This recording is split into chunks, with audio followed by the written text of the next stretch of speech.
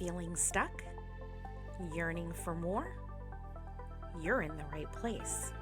This is Midlife Moxie with Nicole Haight, where you're going to get a weekly dose of courage, clarity, and maybe a little bit of chaos as we navigate our best chapter yet, midlife.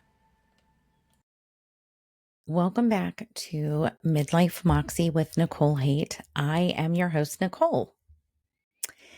And if you're listening to this episode, I am willing to bet that you can relate to the subject at hand. Today, we're going to talk about hiding your wins. Think of it as you don't want to be seen as one who brags, or that you're showy, flashy, or even flaunting your own success. The truth is, I did this for decades. I would secretly savor each of my wins, but never in a grand, ostentatious fashion that I actually wanted to. I downplay, I deflect, and I minimize the wins that I had. I made myself smaller in the moment of celebration. But these days, I live by a different code, and I really don't care what others think anymore. So let me tell you about something I did a few months ago that the old me would have kept completely secret. Booked an old Hollywood glamour photo shoot. No specific reason, not because I had hit a milestone or even something that I had to celebrate. It was just because I wanted to. Because the photographer had posted on social media that she was offering this for a limited time, and the style grabbed me by the soul, and I knew that it was something that I had to do. I traveled a few hours to the photographer's studio where she had created an incredible set. A handmade backdrop, period furniture pieces, and a wardrobe to die for. No, seriously. She had racks of vintage-inspired gowns, more shoes than I could count, and costume jewelry sets that matched perfectly. The package that I purchased also included having my hair and makeup done. So I followed her instructions, arriving with freshly washed hair, no products, and a face only with moisturizer on. And for the first hour, we made small talk while she did my makeup and my hair. But secretly, I was watching everything in the mirror. I studied her techniques, and I tried to memorize her professional tips because I was trying to figure out, how do I recreate this look at home? You know, I'm always gathering intel. And then we got to the wardrobe selection. And I think she saw the look on my face, a mix of excitement and yet trepidation, because then she pulled out the perfect gown and had a matching pair of shoes that she put before me. And she didn't even ask if I liked it. She just knew. And then she went to her jewelry collection, selected an exact pair of earrings, a bracelet, a necklace, and I think a ring that made the whole look cohesive. She just knew how to put it all together. And I had done my homework prior. She had shared a Pinterest board of lighting setups and poses with all of us. But I wanted to go a little deeper. So I pulled out books from my own personal collection. One by Clarence Sinclair Bull, who was a famous Hollywood photographer back in the glamour days, who actually ended up taking Greta Garbo's favorite portraits. And if you don't know, Greta Garbo is my favorite actress. I went through the book. I flagged pages with sticky notes. And then I grabbed another book from my personal collection. This one was Greta Garbo's personal photography collection that had her favorites in it. And I got even more inspiration from these pages. Again, sticky notes in all of the poses and the lighting that I was interested in. So I brought both of the books with me. And when I was all finished getting glammed up, I showed her the flagged pages. And the photographer did not disappoint. She brought the old Hollywood style vibe to life in me. And when I got the edited images back, they captured me in full glamour. The hair, the makeup, the lighting, the clothes, all timelessly classic. And I felt like an absolute queen during that shoot. And I felt it again when I looked at the finished edited photos. But here's the part that I wouldn't have done once upon a time. I shared the images on Facebook. I posted them without apology, no caption that read, "I know this is silly, but," or "I never do this kind of thing, but."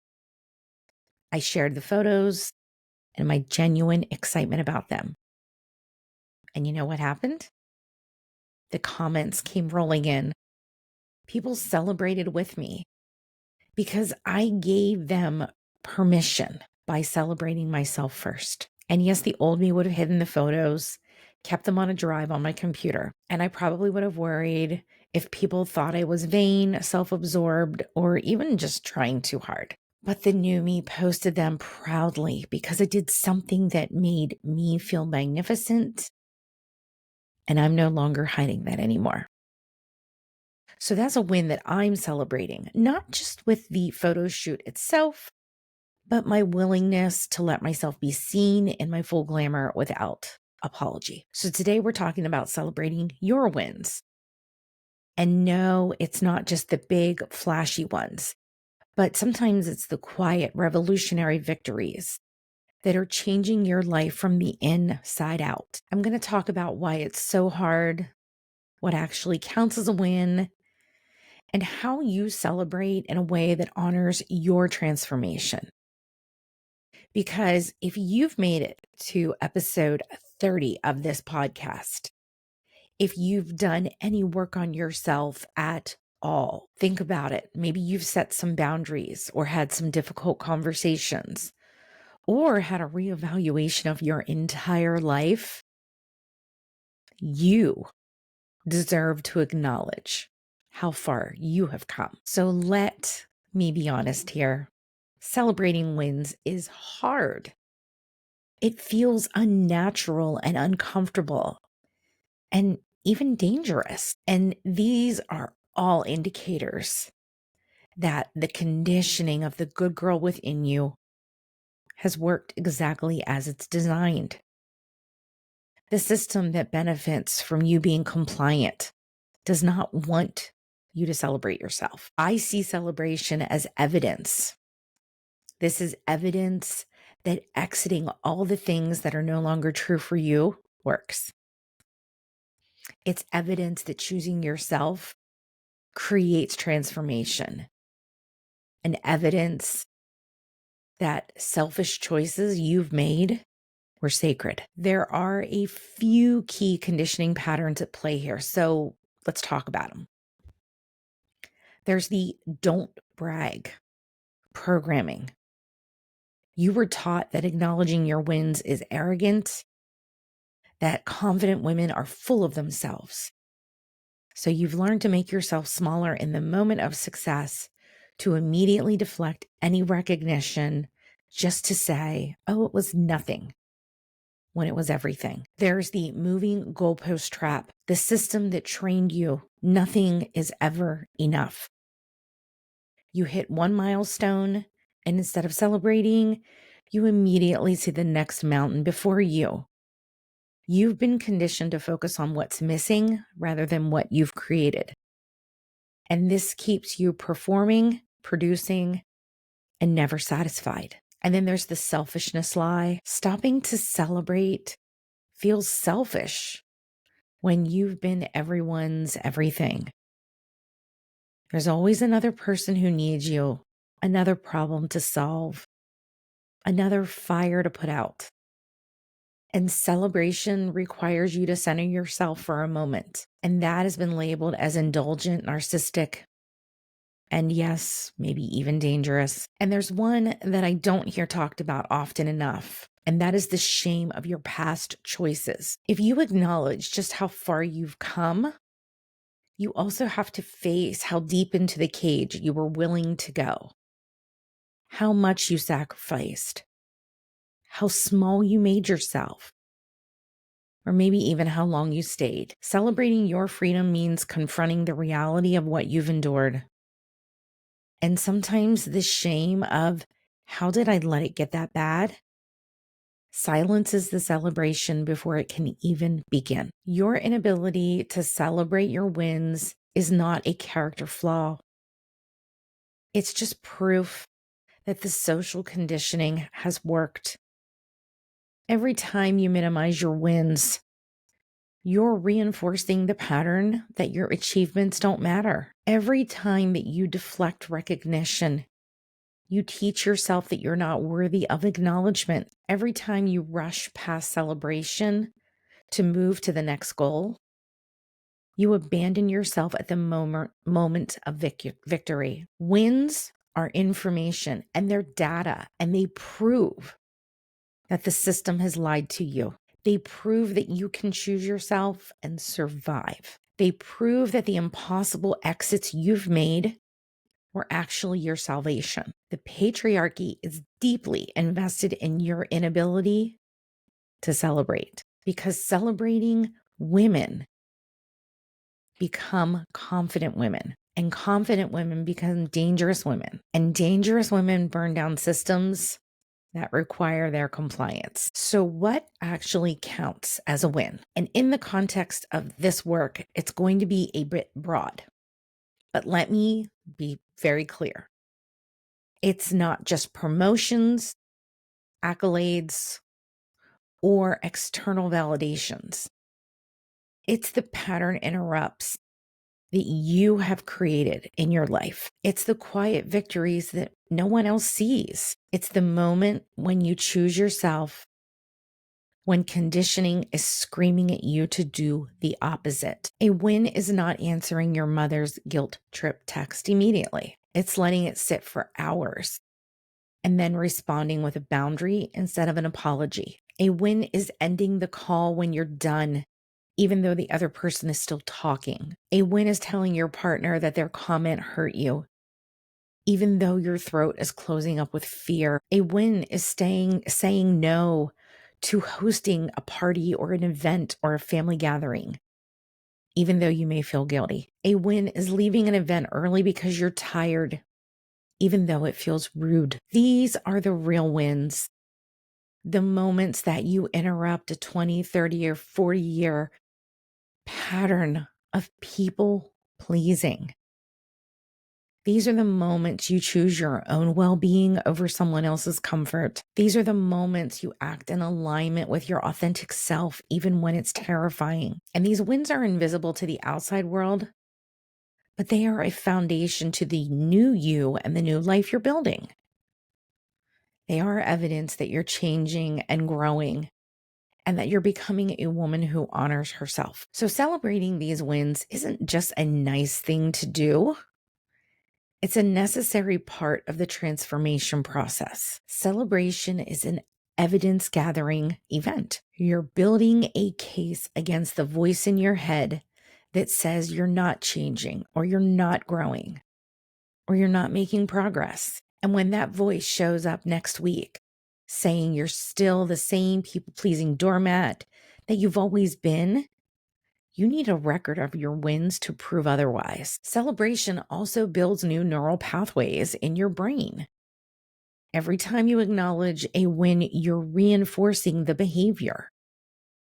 You're teaching your brain that choosing yourself is a good thing, and that setting boundaries is a positive action, that speaking your truth is something to be celebrated. So this is all evidence that you're rewiring your brain to support your new way of being. And perhaps most importantly, celebrating your wins creates permission for others.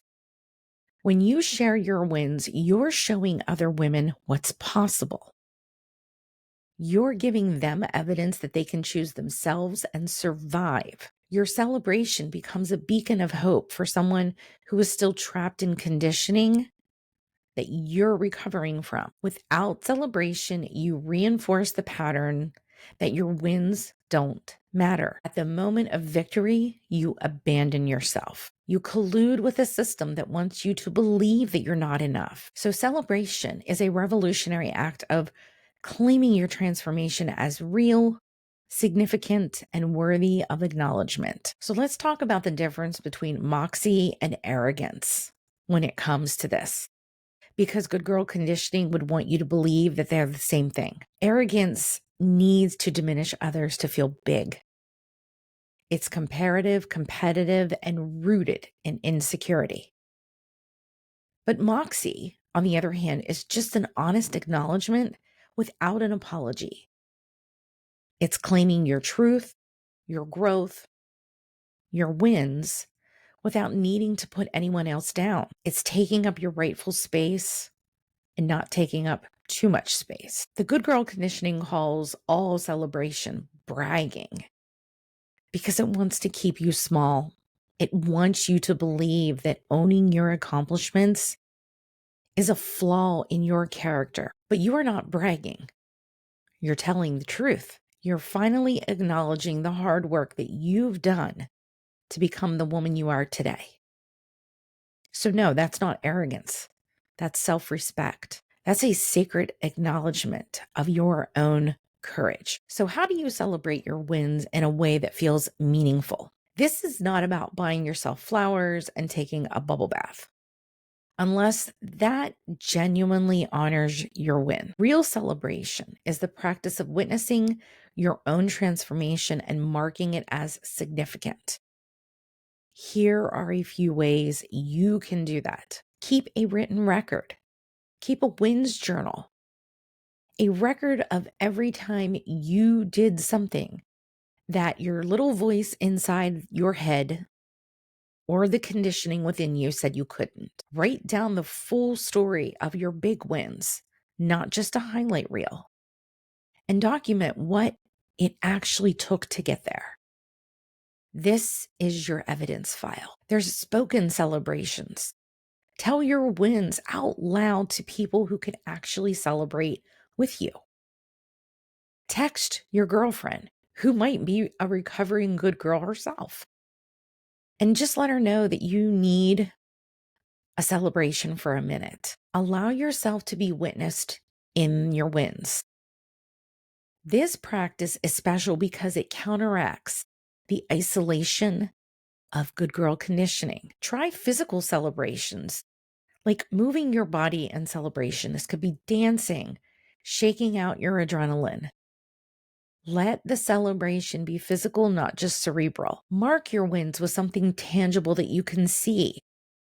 A piece of jewelry, something for your office or your desk, or even a tattoo. These are physical reminders of your courage. Have micro celebrations. Create a practice of immediate acknowledgement for the small wins that happen daily. And you don't need to wait for big milestones. If you catch yourself about to apologize unnecessarily and stop, immediately acknowledge it to yourself. You can say to yourself something like, yes, and I didn't apologize. That's growth. This trains your brain to recognize progress in real time. And finally, celebration can be future permission. Document your wins specifically so you can use them as permission for future courage. You could create a did it once, can do it again file. This isn't just celebrating the past, but you're creating a blueprint for future bravery. And of course, the moment that you try to celebrate, there's a little voice that's going to show up, and it might tell you it's not enough, or you should be further along, or that's not a real win. But here's what you need to understand. That voice is your inner conditioning fighting for its survival. This is not your inner wisdom. It's your internalized oppressor. And it gets loudest the moment you try to celebrate, because celebration is dangerous to the system that need your compliance. Don't silence this voice. Recognize it, name it, and see it for what it is. When the voice shows up, thank it for showing up right on schedule, because that's proof that you're doing something threatening to the old system. Saying something, I say cutesy, like, oh, there you are. That little not enough voice, right on time. You always show up when I'm right about to acknowledge my wins because that terrifies you. Good. I'm choosing to celebrate anyway. The goal here with these practices are to celebrate despite the voice, not after it's gone. You have to be willing to celebrate imperfectly, messily, and all while the critical voice is still whispering in the background. You will celebrate anyway because that's the change you're working on. And every time that voice tells you you're not enough, you can always respond with, and yet here I am. This is anchoring yourself in the actual data of your life instead of the fabricated narrative of conditioning. So here's another win that I'm celebrating. And it's small, but it is significant. I'm on a weight loss journey. I'm moving at a slow, steady, a sustainable pace. And a few months ago, when life got a little more back to normal, I had restarted my journey. And I was on it for a while, but we all have moments where we fall off the wagon. And I wasn't rushing anything. I wanted to take my time. And I have a goal weight set with a slow and steady approach. And I'm choosing to stay the course because it's about sustainability and not speed. This is me choosing and refusing to participate in diet culture's demand for immediate and dramatic transformation. Slow is sacred and slow is rebellious. So Black Friday rolls around, and my daughter and I have a yearly Girls' Day Out shopping tradition that we've done for years. We're in a store, there's a big sale going on, and I declare to her that I'm trying on jeans a size smaller than what I'm wearing because the jeans I had on just felt too big. And yes, I walked out of the store with new jeans in a smaller size. And she was genuinely happy for me. Not just about the jeans, but that I was treating myself and that I was also doing this during sales, which made it even better. The me from many years ago would have downplayed this. I would have said, oh, it's just one size and it's really not a big deal. I probably would have immediately focused on how much further I still have to go instead of acknowledging just how far that I've come. But I didn't do that. I let myself celebrate right there in the dressing room with my daughter outside the door. I let her witness my win. And I bought the damn jeans without guilt. And she is 23 and she is seeing this. And I'm hoping this creates good patterns for her future. But I also have more planned that comes to this weight loss journey because this is where it gets really good. When I reach my goal weight, I already have a future celebration planned. I have a well thought out Barbie tattoo that is going on my upper left arm. And my tattoo artist has been patiently waiting for me to reach this milestone because he's stoked about this goal for me. He's excited to work his artistry into the celebration. And I've already told multiple people about this plan. So I'm not keeping it a secret until it happens. I'm claiming it now as a future celebration. This is what recovery from good girl conditioning looks like. You don't hide your wins or your plans to celebrate them. You own them, you share them, and you let people witness your journey. The good girl version of me would have kept the weight loss journey completely private until I reached some acceptable milestone. I never would have announced my celebration plan ahead of time in case I failed to reach my goal. I would have made the whole thing smaller, quieter, and less visible. But the dangerous me now, I'm telling people about my plans. I'm documenting the journey. I'm celebrating the progress along the way, not just the final destination. And that's really what this episode is about. Learning to celebrate yourself at every stage, not just when you've arrived or have some arbitrary finish line. The journey itself is worth celebrating. The commitment is worth celebrating. The fact that you keep choosing yourself, keep showing up, keep staying the course, that's the real win. Wins are dangerous information, proving the system lied. They prove that you can choose yourself and still survive. Celebration isn't indulgence, it's evidence. And every time you celebrate, you become more dangerous. So my question for you is this: what are you going to celebrate today? What small, quiet, revolutionary victory are you going to acknowledge as real and significant? Write it down. Text it to someone. Say it out loud. Don't let this moment pass without marking it. And whatever it is, I am celebrating with you. I will see you on the next episode of Midlife Moxie with Nicole Haight. Before you go, I want to make sure that you know how to stay connected to this work, because what we have talked about today, this is just the beginning. If you're sitting there thinking, holy shit, she just described my entire life, and you want to know exactly what patterns are running the show in your life, I've created something specifically for you. You can head on over to my website, www.nicolehaight.com, and take the assessment, which sacred pattern is running your midlife.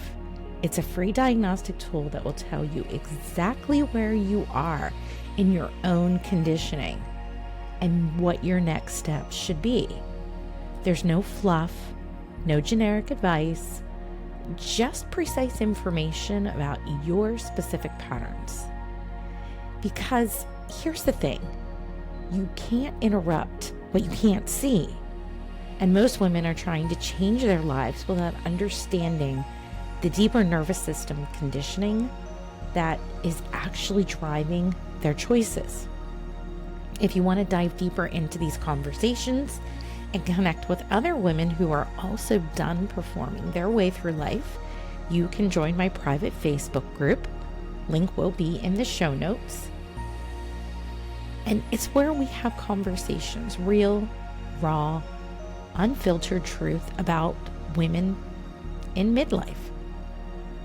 And if you want to be on my VIP list for weekly doses of truth that maybe help keep you accountable to your own transformation, there is a link in the show notes, but there's also a link at my website, www.nicolehaight.com, where you can sign up to be on my email list. This isn't a typical newsletter filled with tips and inspiration, though I do include that from time to time.